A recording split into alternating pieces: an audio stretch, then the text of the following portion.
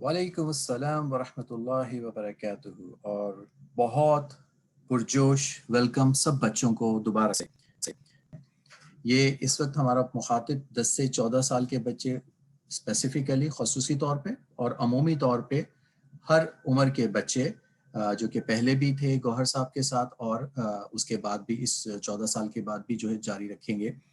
कितनी खूबसूरत बातें हुई आज कि दुआ, मेहनत, कोशिश और अल्लाह पर भरोसा करके इंसान जो है वो ना सिर्फ दुनिया में इज्जत का ताज, इज्जत की पगड़ी पहनता है, बल्कि आखिरत में भी। और आखिरत जो है वो दुनिया से बहुत बेहतर है।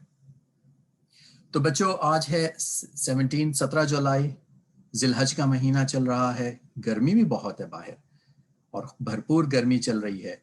और ये मौसम है हज का। हज अगर खुला हो तो लोग हज पे जाते हैं, और जो लोग नहीं जा सकते वो आजकल बहुत ज़्यादा तलबिया पढ़ रहे होंगे, बहुत ज़्यादा अल्लाह की जो है वो शान बयान कर रहे होंगे, तकबीरात पढ़ रहे होंगे। मसनून तकबीरात तो शुरू होंगी इंशाअल्लाह 9 ज़िलहज से, लेकिन उसके अलावा भी अल्लाह की तस्बीह और तहलील के दिन हैं ये। तो आप लोग बहुत ज़्यादा तस्बीह तहलील में मसरूफ़ रहें इन दिनों। अल्लाहु अकबर, ला इलाहा इल्लल्लाह, वल्लाहु अकबर, अल्लाहु अकबर वलिल्लाहिल हम्द।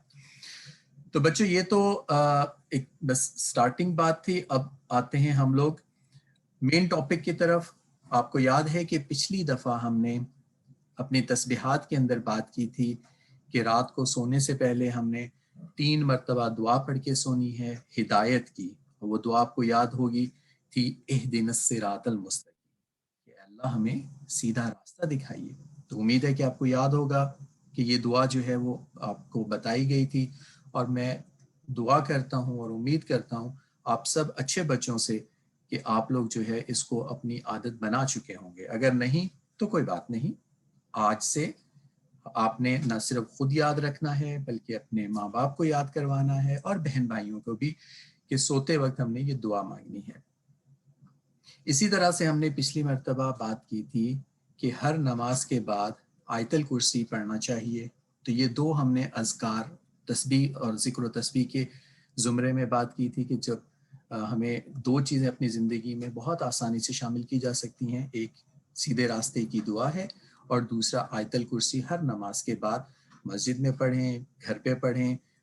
फ़र्ज़ नमाज के बाद आयतल कुर्सी पढ़ लेने से मौत के अलावा कोई चीज़ जन्नत में दाखिल होने से नहीं रोकेगी, और आयतल कुर्सी पढ़ने से हिफाजत का अपना निज़ाम जो है वो भी शुरू हो जाता है। इसके बाद बच्चों, इससे पहले कि हम मज़ीद आगे जाएं, एक थोड़ी सी हमने यहाँ पे कोशिश की कि जो सूरत जो दुआ मांगनी है हमने हिदायत की, उसका हम थोड़ा सा तर्जुमा बता दें आपको। और इस तर्जमे को जहन में रखकर ये दुआ मांगनी चाहिए। हम आपसे जो है वो शेयर कर लेंगे व्हाट्सएप के ऊपर भी। तो बिस्मिल्लाहिर्रहमानिर्रहीम, इय्याका नअबुदु व इय्याका नस्तईन, कि अल्लाह हम तो आप ही की सिर्फ इबादत करते हैं और सिर्फ आप ही से मदद मांगते हैं। अभी हमने सुना था कहानी के अंदर, कव्वे की कहानी में भी, कछुए की कहानी में भी, कि वो अल्लाह से मदद मांग रहे थे। और फिर दूसरी चीज़ जो है, इस दूसरी आयत मुबारका इसके अंदर आती है कि इहदिनस सिरातल मुस्तकीम, कि ऐ अल्लाह हमें सीधा रास्ता दिखा दे। हिदायत बहुत बड़ी नेमत है। और फिर आगे मांगते हैं हम, सिरातल लज़ीना अनअमता अलैहिम गैरिल मग़ज़ूबी अलैहिम वलद्दालिन, उन लोगों का रास्ता जिन पर अल्लाह ने इनाम फरमाया, जिनको हिदायत नसीब फरमाई, और उनका रास्ता नहीं जिनको गुमराह कर दिया गया, जिन पे अल्लाह की नाराज़गी आई। तो बच्चों देखो, ये कितनी प्यारी दुआ है कि हम अल्लाह की खुशनुदी मांगते हैं, वो अल्लाह जो कि पूरी कायनात का मालिक है। और ये ज़रूरी क्यों है? क्योंकि हिदायत बहुत बड़ी अल्लाह पाक की एक नेमत है, और जो हिदायत पे आ जाता है वो उसको यूँ समझे कि सब मिल गया। इसीलिए अल्लाह ताला ने कुरान पाक की पहली सूरह मुबारका इसी दुआ से उसका आगाज़ हुआ है, और हर नमाज में ये बार बार पढ़ी जाती है ताकि इसके ऊपर जो है इंसान का अमल भी आ जाए और जहन भी आ जाए। तो इसको मज़ीद पुख्ता करने के लिए हम आपसे ये कहेंगे कि दिल ही दिल में अल्लाह से हिदायत की दुआ मांगते रहना चाहिए। और जब आप अल्लाह से दुआ मांग के चल रहे होते हैं तो आपके लिए ہدایت پہ چلنے کے راستے اللہ تعالیٰ کھولتے چلے جاتے ہیں. تو یہ تو ہم نے تسبیحات کے بارے میں پچھلی دفعہ جو پڑھا ہم نے اس کو جلدی سے ریوائز کر لیا، جلدی سے اس کو ہم نے دہرا لیا. اب ہم مزید بات کرتے ہیں کہ پچھلی دفعہ ہم نے بات کی تھی کہ ایک دوسرے کو تحفے دیتے رہنا چاہیے، اور تحفے کی قیمت نہیں ہوتی، تحفے کی کس خلوص کے ساتھ دیا جائے وہ اہم ہوتا ہے. تو جتنے خلوص کے ساتھ دیا جائے گا اس میں تحفے کی کوئی بھی ویلیو ہو، حتیٰ کہ آپ ایک چھوٹا سا جملہ لکھ کے اپنے والدین کو دے دیں تو یہ بھی تحفہ ہوگا، اور اس سے آپس میں محبت پیدا ہوتی ہے. تو اچھے اخلاق میں ہم نے پچھلی دفعہ یہ بات کی. اسی طرح سے پچھلی دفعہ میں ہم نے چھوٹے بچوں سے کہا کہ آپ اپنے مشاہدہ بڑھانے کے لیے، آپ اپنے ذہن کو مزید پختہ کرنے کے لیے اور چیزوں کو ریلیٹ کرنے کے لیے، ایک دوسرے سے منسلک کرنے کے لیے یہ دیکھیں کہ آپ کے ارد گرد کیا ہو رہا ہے. تو بچوں ایک چھوٹا سا کام ابھی ہم کرتے ہیں. آگے جتنی ہم سلائیڈز پڑھیں گے اور جتنی ہم چیزیں دیکھیں گے، آپ نے ایک کام کرنا ہے. چیٹ باکس میں مجھے یہ بتانا ہے کہ ہم نے کتنے کلر یوز کیے، اس سے بھی آپ کا مشاہدہ بڑھے گا. تو ایک چھوٹی سی ہم ایکسرسائز کریں گے ابھی اس کے ساتھ ساتھ جب ہم بات کر رہے ہیں کہ آپ مجھے بتائیں گے ہم نے کتنے کلرز اس پریزنٹیشن میں دیکھے لیکن آخر میں. اور دوسری چیز ایک چھوٹی سی گیم، آج آپ ایک اور کام بھی کر سکتے ہیں کہ آپ کوئی ایک کلر رنگ منتخب کر لیں، جیسے سرخ، اور اپنے بھائی بہن سے کہہ سکتے ہیں کہ بھائی یہ دیکھو کہ اس کمرے میں سرخ رنگ کی یا سفید رنگ کی یا نیلے رنگ کی کتنی چیزیں ہیں، اور جو جتنی زیادہ چیزیں بتائے گا وہ جیت جائے گا. تو یہ ایک چھوٹی سی کھیل، چھوٹا سا گیم آپ گھر میں آج ضرور کھیلیے گا. اس سے بھی انشاءاللہ آپ کی سوچ پختہ ہوگی اور آپ کی آبزرویشن پاور، مشاہدے کی طاقت جو ہے وہ انشاءاللہ بڑھتی چلی جائے گی. اسی کے بعد جو بڑے بچے ہیں ان سے ہم نے پچھلی دفعہ کچھ ہنٹس دیے تھے اسٹوری کے، اور وہ اسٹوری آج ہم بیان کریں گے. جیسے ہم نے پچھلی دفعہ کہا کہ ہم کہانی وہ اگلے ہفتے بتائیں گے، تو ہم نے کچھ اشارے دیے تھے کہ اللہ تعالیٰ نے تمام انسانوں کو، تمام مخلوقات کو پیدا کیا، اور جب حضرت آدم علیہ السلام پیدا ہوئے تو اللہ پاک نے فرشتوں سے فرمایا کہ ان کو سجدہ کرو. تو تمام نے سجدہ کیا سوائے ابلیس کے، شیطان کے. دوسرا اشارہ ہمیں یہ دیا کہ حضرت آدم علیہ السلام اور ان کی اہلیہ حضرت حوا علیہ السلام دونوں جنت میں اللہ تعالیٰ نے ان کو رکھا، اور فرمایا کہ جو کھاؤ پیو یہاں پہ سوائے ایک درخت کے.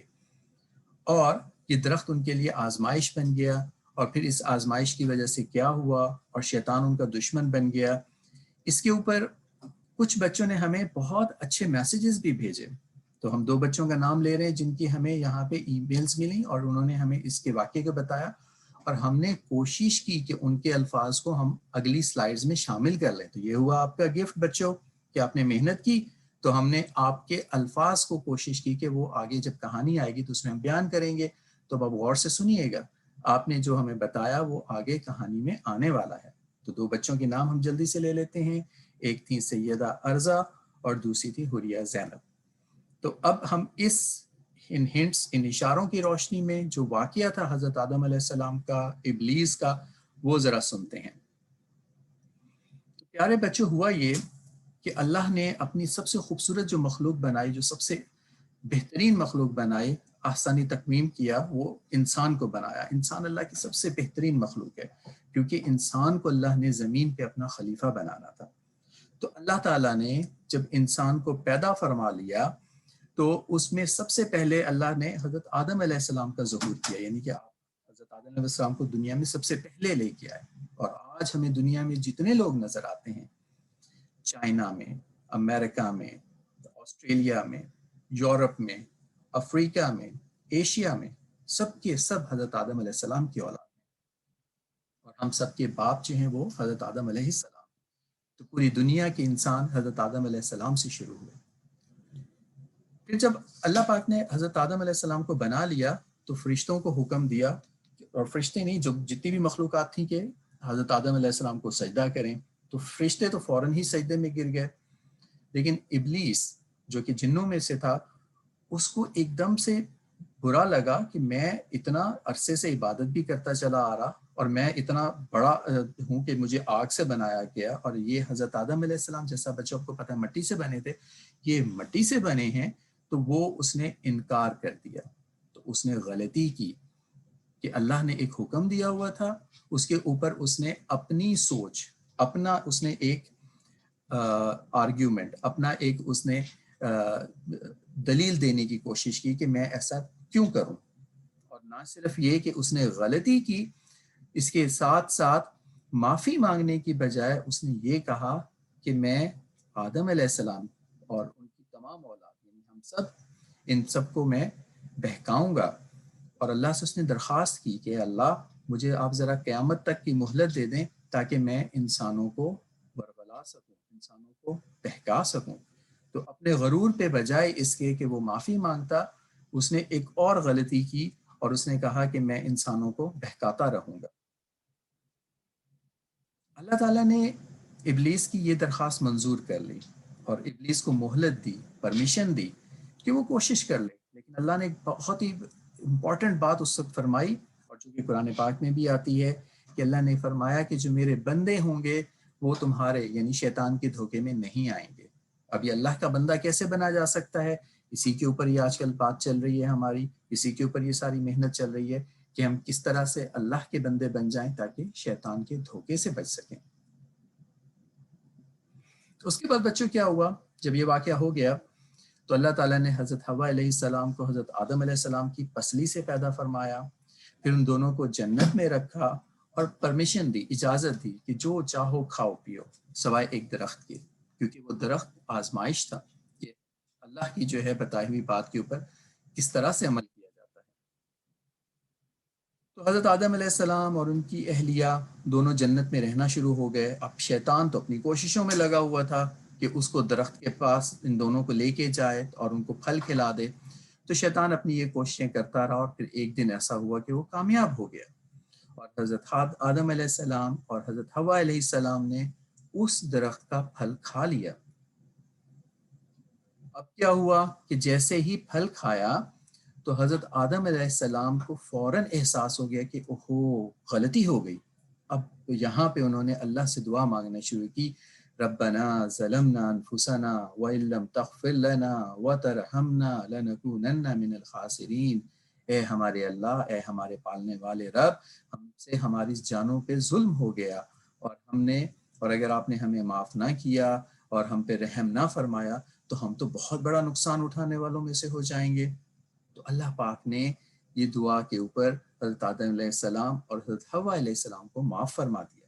تو بیٹا بچوں دیکھا کہ غلطی ہونا بری بات نہیں ہے، غلطی کے اوپر اکڑ جانا، ڈٹ جانا، یہ بہت غلط ہے. اور غلطی کے بعد معافی مانگ لینا، اللہ تعالیٰ فوراً معاف کر دیتے ہیں. اللہ تعالیٰ فوراً جو ہے وہ آپ کے صغیرہ گناہ تو معاف فرما دیتے ہیں، کبیرہ گناہوں کے اوپر پھر ہم آگے بات کرتے رہیں گے کہ وہ کس طرح سے معاف ہوں گے. اللہ تعالیٰ نے حضرت آدم علیہ السلام اور حضرت حوا اور شیطان کو پھر اس کے بعد جنت سے زمین پہ بھیج دیا اور فرمایا آج سے تم ایک دوسرے کے دشمن ہو. چنانچہ حضرت آدم علیہ السلام، حضرت حوا علیہ السلام اور شیطان یعنی ابلیس تینوں اس وقت سے آج تک زمین کے اوپر مستقل رہ رہے ہیں. تو حضرت آدم علیہ السلام اور حضرت حوا علیہ السلام کی اولاد جو کہ ہم ہیں، اور شیطان اور پھر شیطان کی بھی اولاد ہے جو کہ آج بھی اس زمین کے اوپر موجود ہے اور مسلسل کوشش میں لگے رہتے ہیں کہ ہمیں اللہ سے دور کر سکے. اس واقعے سے بچوں ہمیں بہت سارے سبق ملتے ہیں. پہلی بات تو یہ ہے کہ انسان اللہ کی سب سے بہترین مخلوق ہے، لہٰذا انسان پر فرض ہے کہ وہ اللہ نے جو اس کو خلافت کی ذمہ داری دی ہے اس کو پورا کرنے کی کوشش کرے. اللہ کی خلافت کی ذمہ داریاں جو ہیں وہ انسان کو دی گئی ہیں. یہ کتنا بڑا ایک ہمیں رینک، رتبہ دیا گیا ہے. دوسری چیز یہ ہے کہ اللہ تعالیٰ نے انسانوں کو تمام فرشتوں اور مخلوقات پہ فضیلت دی ہے. ہم نے پچھلے لیکچر میں سنا تھا نا کہ زمین کے اوپر چیزیں پیدا کی اور ان کو کہا گیا کہ انسان کی خدمت میں لگ جاؤ، اور فرشتوں کو آج ہم سن رہے ہیں کہ کہا کہ سجدہ کرو. تو یہ فضیلت، یہ بڑائی ہمیں انسانوں کو کیوں ملی ہے؟ تاکہ ہم اللہ کے بتائی ہوئی باتوں پہ عمل کریں. تیسری بات ہمیں پتہ چلی اس کہانی سے کہ شیطان نے انسانوں کے ساتھ اپنی دشمنی کا اسی وقت اعلان کر لیا تھا اور آج تک وہ دشمنی چلی آ رہی ہے. اس سے بچنے کا طریقہ یہ ہے کہ ہم اپنے اللہ سے تعلق رکھیں. اور اللہ سے تعلق کیسے ہوگا؟ دعا سے، کوشش سے، اللہ پہ بھروسے سے، اللہ سے مانگ کے چلنے پہ.